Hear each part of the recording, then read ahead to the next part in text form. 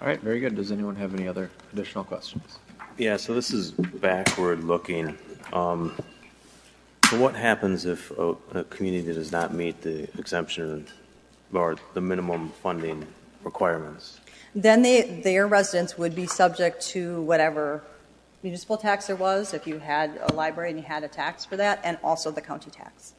So how much? So You know, I knew you were going to ask that. And Right. the Waukesha County budget team is kind of looking at that. It's really hard because once you switch one of those variables in that whole, if a community becomes basically a TNR community, it shifts everything. So there's a lot of calculation that would have to go into that. So I don't have a number for you. But I'm assuming, like, for whatever reason, a community underfunds by 500,000, they wouldn't be charged the full Waukesha. They would, because they would not They be would exempt from the county tax. Okay, so they would be charged whatever, so they wouldn't get a reduction. Well, for there what might they- be a change in the calculation a little bit because now this community is becoming they're not an exempt community anymore. So first of all, let me tell you, it's never happened. And so they're working on what that would look like. But it shifts everything. Do you know what I'm saying? Like the way that the county tax rate, it's based on, it's based on the assessed value. So if now we have this community of Menominee Falls that's no longer exempt from the tax, how does that affect the whole formula? Because so I don't have an exact number for you. So is it more than, so we've got the quantitative and we have the quality assurance standards. If you meet the total dollar amount, but you don't meet, say, the category of hours open a week, what does that mean? Well, every library is entitled, based on the plan, to a 1-year exemption from that. But what's going to happen is if you're not, if a library does not have the funds to be open that many hours or to have that staffing level, or what can happen is the level of service drops, and so then where are your patrons going to go but to another community? So there are a lot of things that can impact. If there isn't funding there to meet those, you do get a 1-year exemption. If it happens again, then again, it would be another, even if you raise the funding, then you're not exempt based on the minimum to exempt requirements. So, so you could like meet the minimum but miss one of these categories if say mistakes, right? So a library director doesn't allocate the resources properly and misses some categories, right? That could kick off an exemption issue. It could That kick would off an then- exemption issue, yes. Would have a year to correct it. You'd have a year to correct it. And so what happens if we have a library that doesn't meet that? For instance, I will say there is a library that their population grew significantly, and as a result, on the standards in 2022, they don't quite meet the collection size. So now they wrote up a plan for how they're going to correct that. So they'll be exempt this year, but they need to correct that for next year. Okay. Well, this is really informative, and I appreciate it. And I guess, as I was thinking about this before the meeting tonight, it kind of seems like this information should be provided to the board prior to us voting on the budget to make sure that these categories are all the boxes are checked. I will say that, so the library has approved that, and they do intend to meet all the standards for this year. They did meet them last year as well. Right, but what I'm saying is at budget time when we vote for the budget, we don't have this input to say the money is being allocated to meet the requirements, and I think maybe that might be something that we should have as we consider the budget and as we consider and make sure that it is funded properly and sources and funding sources are allocated to the right categories. Right. Well, the library board does control the budget, so I mean I assume are meeting those. They're saying that they're going to meet those categories, so we would assume that they would budget to that. But that's, I guess, a conversation you can have. Right, but I guess you see what I'm saying. I know the library budget is supported or is run by the library board. It's run by the library board, right? But with the ramifications of missing an exemption, or those issues, I think seeing this in a report prior to voting on a budget would be quite a reasonable ask. The other thing is well, two things. Remember that the village board controls the levy, not the budget. And so the levy is what you deal with at budget time. But at that time, you've already exempted, because that's usually done in September. And we usually make a statement to you that all of the other requirements have been met. So we can do it in as much detail as you want, but that's been our past practice. Okay.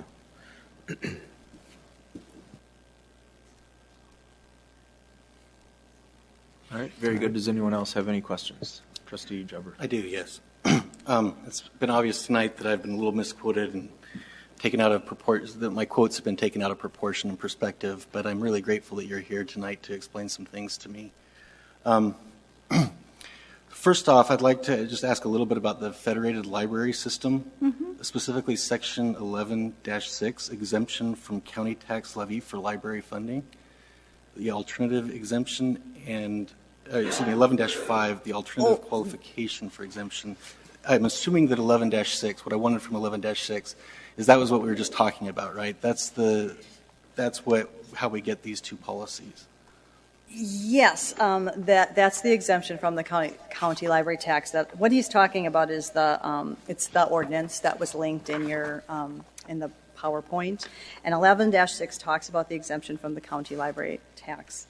Are you asking about the alternative?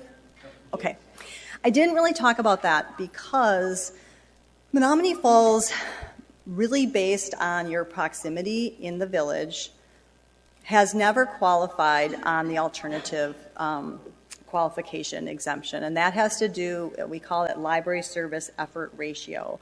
And it has to do with,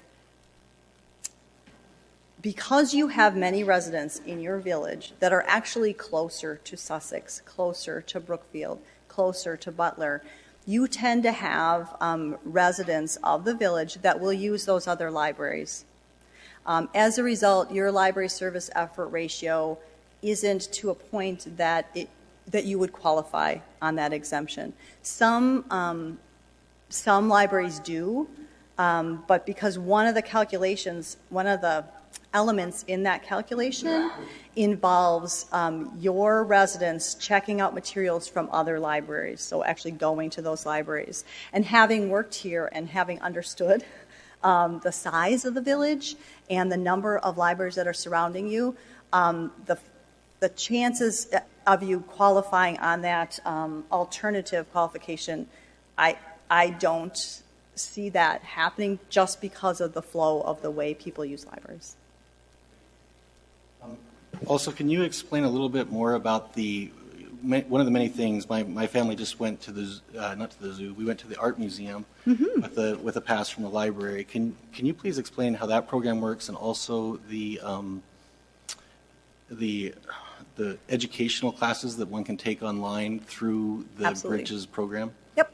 So first of all, those passes that your library makes available, Bridges is not involved in those. We are supporting the libraries with information about that. They all talk about where they can get those passes and what passes they might check out. But that's a library by library decision.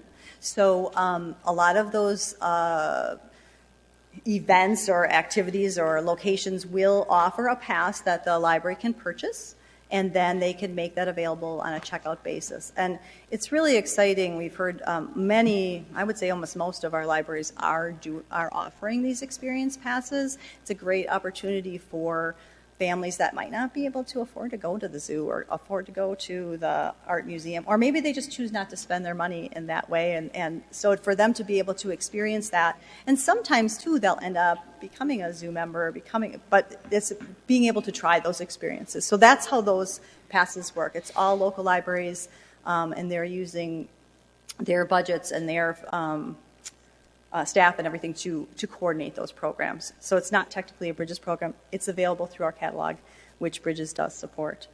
The other thing with the classes, we are currently offering Gale courses, which are 6-week online instructor-led courses. They're free to anyone in the Bridges system.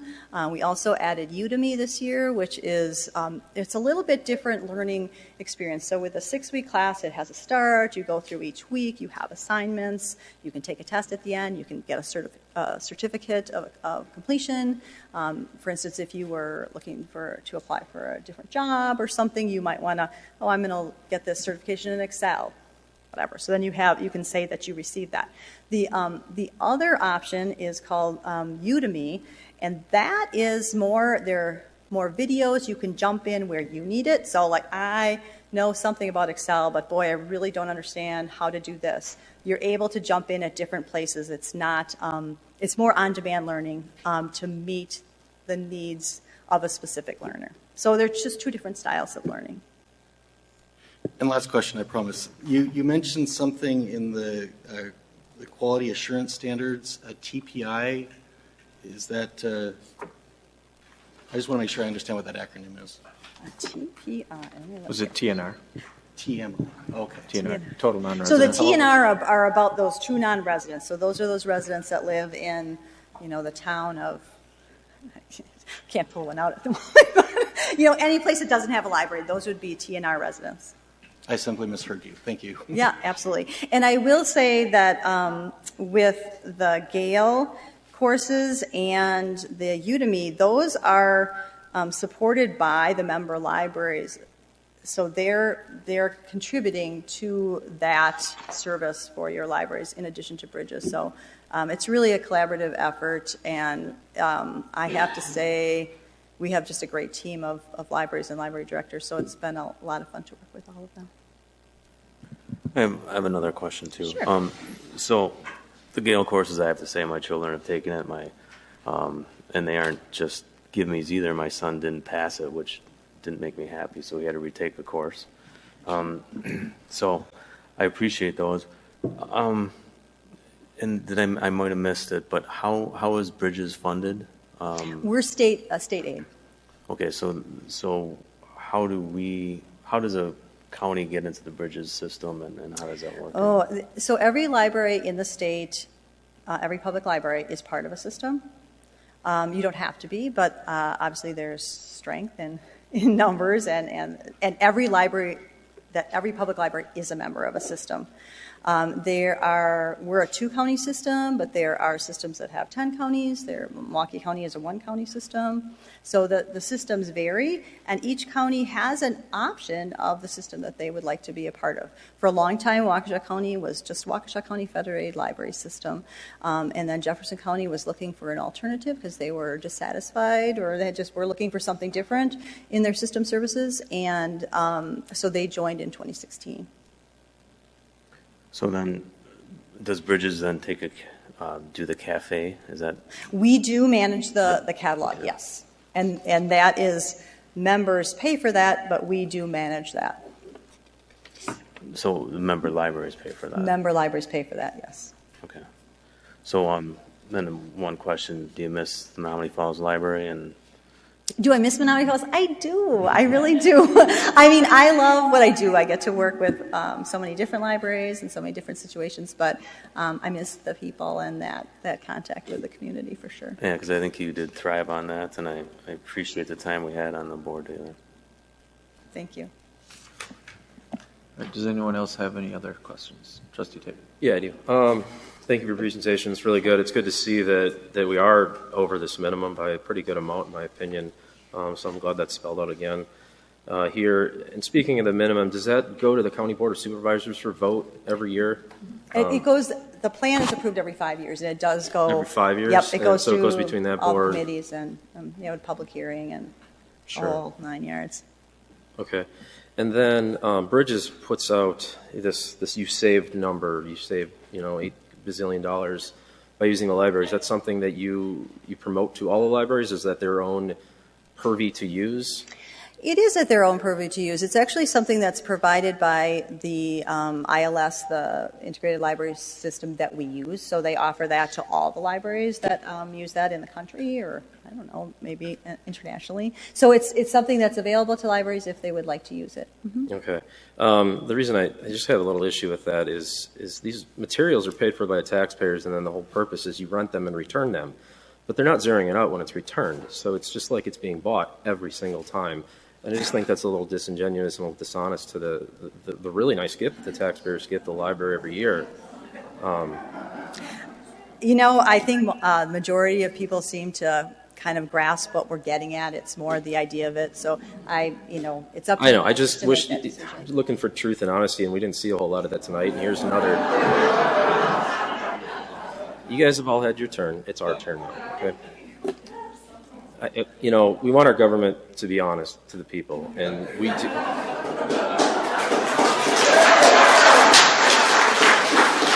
And especially our staff needs to be honest to the taxpayers and those that they serve.